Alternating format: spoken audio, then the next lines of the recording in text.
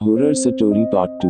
रमेश ने अपनी टॉर्च की लाइट उस भयानक दी दिखने वाली चीज पर मारी, लेकिन उसका कोई फर्क नहीं पड़ रहा था और वह बहुत तेजी से दोनों की ओर भागा चला आ रहा था। अरविंद और रमेश पूरी रफ्तार से पीछे की तरफ भाग रहे थे। तभी दोनों नदी के पास पहुंच गए और दोनों नदी में कूद गए और नदी तैरकर दूसरी तरफ को जाने लगे। लेकिन नदी के दूसरी तरफ भी वही जानवर, या फिर आप उसे कोई शैतान भी कह सकते हो, वह जो कुछ भी था वह दूसरी तरफ से उन दोनों की तरफ आ रहा था। दोनों ने अब सोच लिया मरना तो तय है। वो दोनों हिम्मत हार चुके थे। तब लेकिन किस्मत को शायद कुछ और ही मंजूर था। शायद रमेश और अरविंद पर उस दिन भगवान की कृपा रही होगी। तभी दोनों नदी के अब इस तरफ आने लगे जहां वह बजरी निकाल रहे थे और दोनों तुरंत नदी से बाहर निकलकर अपनी माचिस उठा लेते हैं और पास में सूखी झाड़ी बहुत थी, उनमें आग लगा देते हैं। झाड़ी बहुत सूखी थी इसलिए आग तुरंत लग जाती है और आग की लपटें बहुत तेज तेज उठने लगती हैं। लेकिन रमेश और अरविंद अभी भी बहुत डरे हुए थे। रमेश ने अरविंद से कहा, अरविंद यह शायद वही शैतान है जिसको लोग रूप बदलने वाला शैतान कहते हैं, और बहुत लोग तो यह भी कहते हैं यह एक श्रापित आत्मा है। लेकिन लोगों का ऐसा कहना भी था कि यह शैतान अगर किसी के खून की एक बूंद की भी महक ले ले तो वह उसे जिंदा नहीं छोड़ता। अरविंद और रमेश यही सब इधर उधर की बातें आपस में कर रहे थे। तभी ऐसा लगा कि पीछे से कोई चलता हुआ उनके के पास आ रहा है।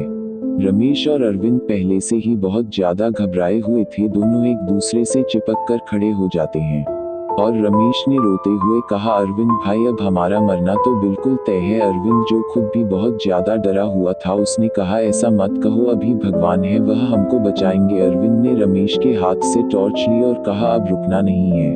उसके बाद दोनों पूरी जान लगाकर दौड़ने लगते हैं। उसी जंगल के रास्ते से होते हुए अपने घर जाने को पूरा दम लगाकर भाग रहे थे वह दोनों, लेकिन उनमें से किसी की भी यह हिम्मत नहीं हो पा रही थी कि कोई भी पीछे मुड़कर एक बार भी देखे, बस वह भाग रहे थे। तभी अरविंद ने सामने देखा, एक झोपड़ी दिख रही है। अरविंद ने कहा, रमेश शायद हम जंगल से बाहर निकल गए। दोनों भागते हुए उस झोपड़ी के पास खड़े हो गए। वहां पर एक सफेद धोती पहने हुए बूढ़ा आदमी बैठा हुआ था।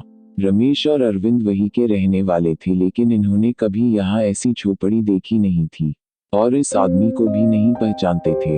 लेकिन फिर भी वह दोनों उस बूढ़े के पास जाकर बैठ गए। उन्होंने उस बूढ़े से कहा, चाचा आगे मोहल्ला कितनी दूर है? उस बूढ़े आदमी ने कहा, तुम मोहल्ले में तो हो, यहीं से तो मोहल्ला शुरू होता है, सबसे पहला घर मेरा ही है। लेकिन दोनों कुछ समझ नहीं आ रहा था, क्योंकि ना उन्होंने कभी इस आदमी देखा था और मोहल्ले में कभी ऐसी झोपड़ी भी नहीं देखी थी।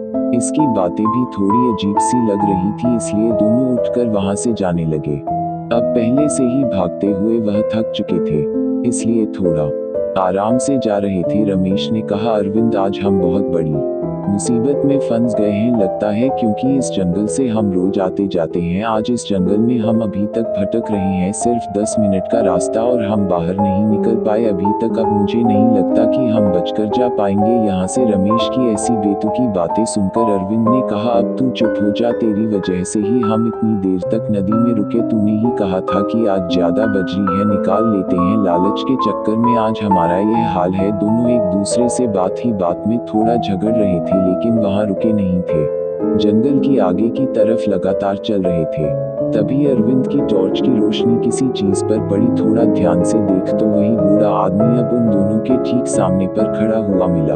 अरविंद और रमेश अब क्या करे, दोनों को कुछ समझ नहीं आ रहा था। तभी वो दोनों फिर पीछे की तरफ भागने लगे। दोनों थोड़ा ही पीछे भागे होंगे कि उन्होंने देखा वही पतला हड्डी जैसा जिसे जानवर या शैतान कह रहे थे, वह उनके पास खड़ा हुआ है।